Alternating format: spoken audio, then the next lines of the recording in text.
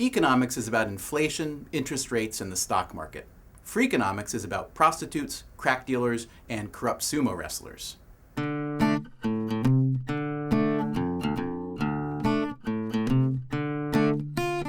Well, it turns out that hurricanes, highway deaths, and heart attacks are all really tough problems that seem intractable, unsolvable perhaps, but if you're smart enough, you can find clever, simple solutions that save a whole lot of people's lives.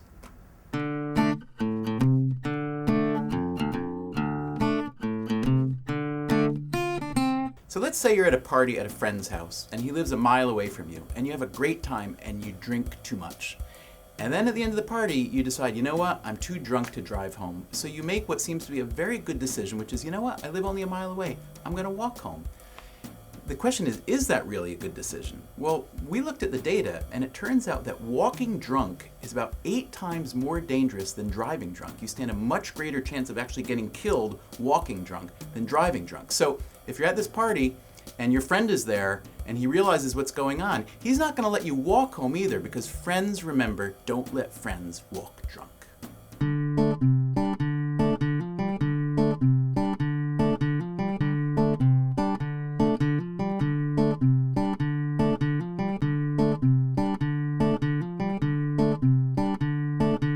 If you believe the academic research that economists have been doing in the lab with college students, you would think people were the most altruistic creatures in the world. You ask a college student if he's willing to give some money away to some other stranger on the other side of some room, and absolutely he'll do it. Yet I've been riding on subways for 10 years, and no one's ever come up to me and opened their wallet and said, hey, I've got $10 in here, let me give you 3. So in Super Freakonomics, we delve further into this issue, and we show exactly why, although the lab experiments would seem to be the gold standard of economic research, in fact, it's going out in the real world and finding out the answers gives you much truer results.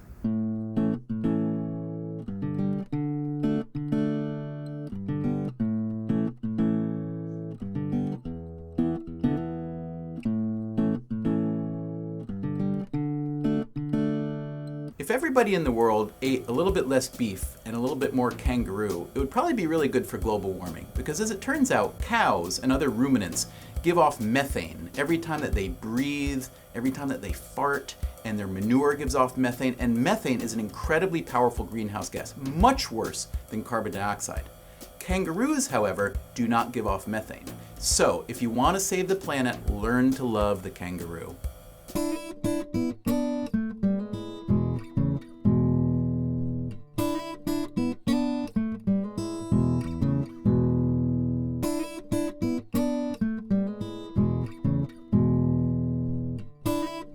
So I did a study of prostitutes in Chicago, and real time went out and tracked the tricks they were doing, thousands of tricks, hundreds of prostitutes. And what we discovered is that there was an unlikely time which was the best weekend of the year for the prostitutes. In Chicago, they have a lot of family reunions where people come from all over the country, and the 4th of July is one of those weekends where when people come and should be barbecuing with Aunt Ida, they're instead sneaking off to have dalliances with these prostitutes. As a consequence, the prostitutes are able to raise their prices 30%. They work overtime and make more money that weekend than any other weekend of the year. And indeed, many women who would never think of being prostitutes any other time of the year for just 3 days are prostitutes. And so we say prostitutes are patriotic because the 4th of July is the best holiday of the year for them.